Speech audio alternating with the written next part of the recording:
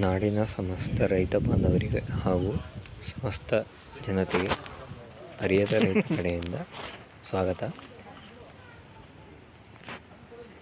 ಈ ವಿಡಿಯೋ ಕೊನೆವರೆಗೂ ನೋಡಿ. ಇಷ್ಟ ಆದರೆ ಲೈಕ್ ಮಾಡಿ, ಶೇರ್ ಮಾಡಿ. ಅರಿಯದ ರೈತ ಚಾನಲನ್ನು ಸಬ್ಸ್ಕ್ರೈಬ್ ಮಾಡಿ. ಮಲೆನಾಡಿನ ಹೆಬ್ಬಾಗಿಲಾದ ಶಿವಮೊಗ್ಗದಲ್ಲಿ ಈಗ ಜೋರು ಮಳೆ ಬರ್ತಾಯಿದೆ. ಹೇಳಬೇಕಂದ್ರೆ ಜೂನ್ 5, 10ರಿಂದ ಸ್ಟಾರ್ಟ್ ಆಗಬೇಕಾಗಿರೋ ಮುಂಗಾರು ಮಳೆ ಈ ಸತಿ ಒಂದು ತಿಂಗಳು ಮೊದಲೇ ಹೇಳಬೇಕಂದ್ರೆ ಯುಗಾದಿ ಹಬ್ಬದಿಂದನೇ ಮಳೆ ಸ್ಟಾರ್ಟ್ ಆಗಿದೆ. ಈಗ ಮಲೆನಾಡಿನ ಹಳ್ಳಿಗಳಲ್ಲಿ ಹೆಚ್ಚಿನ ಮನೆಗಳಲ್ಲಿ ಭೂಮಿ ಹುಣ್ಣಿಮೆ, ನವರಾತ್ರಿ, ಆಯುಧ ಪೂಜೆ, ದೀಪಾವಳಿ ಪೂಜೆಗೆ ಬೇಕಾಗಿರೋಂಥ ಮುಖ್ಯವಾದ ಹೂವು, ಚೆಂಡು ಹೂವು ಗಿಡಗಳನ್ನು ತಮ್ಮ ಮನೆ ಬಾಗಿಲಲ್ಲಿ ಅಥವಾ ಹಿತ್ತಲಲ್ಲಿ ನೆಟ್ಕೊಳ್ಳೋವಂಥ ಟೈಮು. ಹಾಗೆ ನಮ್ಮ ಮನೆಯಲ್ಲೂ ಚೆಂಡು ಹೂ ಗಿಡಗಳನ್ನು ನೆಟ್ಟು ಒಂದು 15ರಿಂದ 20 ದಿನ ಆಗಿದೆ. ಈಗ ಆ ಎಲ್ಲ ಗಿಡಗಳನ್ನು ಈ ವಿಡಿಯೋದಲ್ಲಿ ನಾನು ನಿಮಗೆ ತೋರಿಸ್ತಾ ಇದ್ದೀನಿ. ಈ ವಿಡಿಯೋ ಮಾಡಿರೋದು ಯಾಕೆ ಅಂತ ಅಂದರೆ, ಪ್ರತಿಯೊಂದು ಸಸ್ಯಗಳು ಬೆಳೆಯೋದಕ್ಕೆ ನೀರು ಮತ್ತು ಬೆಳಕಿನ ಅವಶ್ಯಕತೆ ತುಂಬ ಮುಖ್ಯ.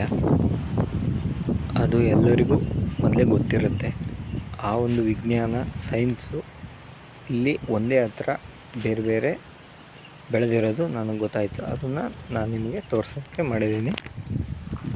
ವಿಡಿಯೋದಲ್ಲಿ ಈಗಾಗಲೇ ನೀವು ಗಮನಿಸಿರ್ಬೋದು, 2 ಸಾಲುಗಳಲ್ಲಿರೋವಂಥ ಗಿಡಗಳನ್ನು, ಒಂದು ಸೂರು ನೀರು ಬೀಳೋವಂಥ ಜಾಗದಿಂದ ಹೊರಗಡೆ ಇರೋ ಗಿಡಗಳು, ಇನ್ನೊಂದು ಸೂರು ನೀರು ಬೀಳೋ ಜಾಗದಿಂದ ಒಳಗಡೆ ಇರೋಂಥ ಗಿಡಗಳನ್ನು.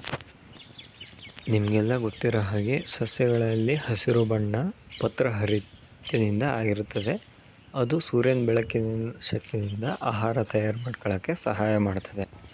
ಎಲೆಯ ಬಣ್ಣ ಯಾವಾಗ ತಿಳಿ ಹಸಿರು ಬಣ್ಣಕ್ಕೆ ತಿರುಗ್ತದೆ ಅಂತ ಅಂದರೆ ಸೂರ್ಯನ ಬೆಳಕು ಹೆಚ್ಚಿಗೆ ಆದಾಗ, ಮತ್ತು ಯಾವಾಗ ಕಡು ಹಸಿರು ಬಣ್ಣಕ್ಕೆ ತಿರುಗ್ತದೆ ಅಂತಂದರೆ ಸೂರ್ಯನ ಬೆಳಕು ಕಡಿಮೆ ಆದಾಗ ಅದು ಪತ್ರಹರಿತನ್ನು ಜಾಸ್ತಿ ಮಾಡಿಕೊಂಡು ಕಡು ಹಸಿರು ಬಣ್ಣ ಆಗುತ್ತೆ. ಈ ಗಿಡ ನೋಡ್ಬೋದು. ಈ ಗಿಡ ಸೂರ್ಯನ ಹೊರಗಡೆ ಇರೋಂಥ ಗಿಡ. ಇದು ದಿನದ 12 ತಾಸು ಬಿಸಿಲು ಕೂಡ ಬೆಳಕು ಇದ್ರ ಮೇಲೆ ಬೀಳುತ್ತೆ. ಮತ್ತು ಇದ್ರ ಬುಡದಲ್ಲಿ ನೀರು ಯಾವಾಗಲೂ ಹರಿದು ಹೋಗ್ತಾನೆ ಇರುತ್ತೆ, ಮಳೆ ನೀರು. ಇದ್ರ ಎಲೆ ತಿಳಿ ಹಸಿರು ಬಣ್ಣ ಇದೆ. ಇದು ಸೂರ್ಯನ ಒಳಗಡೆ ಇರೋಂಥ ಗಿಡ. ಇದಕ್ಕೆ ದಿನದಲ್ಲಿ 6ರಿಂದ 7 ಗಂಟೆಗಳು ಮಾತ್ರ ಸೂರ್ಯನ ಬೆಳಕು ಬೀಳುತ್ತದೆ. ಇದ್ರ ಎಲೆಗಳು ದೊಡ್ಡದಾಗಿದ್ದಾವೆ, ತುಂಬ ಹಸಿರಾಗಿದೆ ಇದು ಮತ್ತು ನೀರು ಇದ್ರ ಬುಡದಲ್ಲಿ ಹೆಚ್ಚಿಗೆ ಹೋಗಲ್ಲ. ಈ ಗಿಡ ಒಣ ಜಾಗದಲ್ಲಿದೆ. ಈ ವಿಡಿಯೋ ನೋಡ್ತಾ ಇರೋರಿಗೆಲ್ಲ ಧನ್ಯವಾದಗಳು, ನಮಸ್ಕಾರ. ಈ ವಿಡಿಯೋ ಮುಗಿಸ್ತಾ ಇದ್ದೀನಿ. ನಿಮ್ಮ ಅನಿಸಿಕೆ ಕಮೆಂಟ್ ಮಾಡಿ.